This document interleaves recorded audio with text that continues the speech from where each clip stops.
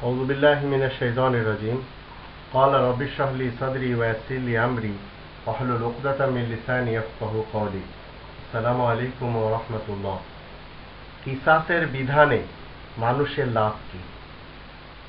কিসাসের বিধান যদি এই পৃথিবীর কোথাও কার্যকরী হয় তাহলে তাতে লাভ কি, এই ব্যাপারটি নিয়ে আমরা কোরআনের কাছে জিজ্ঞেস করব। কোরআন আমাদের 2 নম্বর সূরা আল বাকারা 178 নম্বর এবং 179 নম্বর আয়াতে বলবে, ইয়া আইয়ুহাল্লাযীনা আমানু কুতিবা আলাইকুমুল কিসাসু ফিল কতলা আল হুররু বিল হুররি ওয়াল আবদু বিল আবদি ওয়াল উনসা বিল উনসা ফামান উফিয়া লাহু মিন আখিহি শাইউন ফাত্তিবাউন বিল মারুফ ওয়া আদাউন ইলাইহি বিইহসান যালিকা তাখফীফুম মির রাব্বিকুম ওয়া রাহমাহ ফামান ইয়াতাদা বা'দা যালিকা ফালাহু আযাবুন আলীম ওয়া লাকুম ফিল কিসাসি হায়াতুন ইয়া উলিল আলবাব লাআল্লাকুম তাত্তাকুন।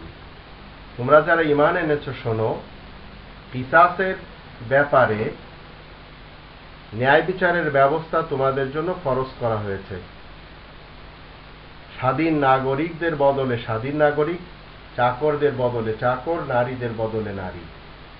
তবে তার ভাইয়ের পক্ষ থেকে যদি কিছু মাফ করা হয় তাহলে নিয়ম অনুসারে দাবি পূরণ করা উচিত আর তা যথারীতি আদায় করা দরকার। এ হচ্ছে তোমাদের রবের পক্ষ থেকে হালকা ব্যবস্থা এবং মেহেরবানি। এরপরে যে কেউ বাড়াবাড়ি করবে তার জন্য যন্ত্রণাদায়ক শাস্তি তৈরি করা হয়েছে।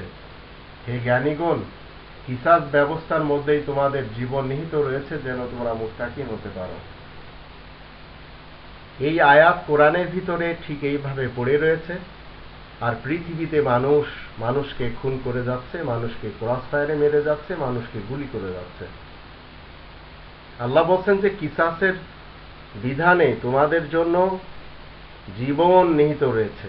আজ এই পৃথিবীতে যদি একজন মানুষ অহেতুক আর একজন মানুষকে খুন করে, তো হত্যার অপরাধে তাকে হত্যা করা এই কিসাসের বিধান। এই বিধান কার্যকারী হলে এই পৃথিবীতে কোনোদিন মানুষ খুন হতো না। আর যাদের নেশা হয়েছে মানুষকে মারার জন্য অস্ত্র হাতিয়ার তৈরি করা, তারা স্টপ হয়ে যেত। কিসাসের ভিতরে ওয়ালাকুম ফিল কিসাসি হায়াতুন ইয়া উলিল আলবাব। এখন এই বুদ্ধিমানগুলি কোথায় পাব?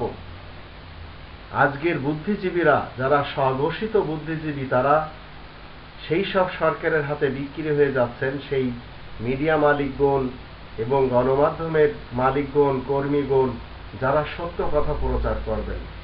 তাহলে কিসাসের আয়াত কোরআনে থেকে যাচ্ছে আর আমরা এইভাবে দুনিয়া ছেড়ে চলে যাব। পরকালে ঠিকই কিসাসের বিধান আমরা দেখতে পাবো। যারা অহেতুক কাউকে হত্যা করেছিল তারা সবাই সেখানে হত্যার বদলে হত্যার শিকার হবে ইনশাআল্লাহ।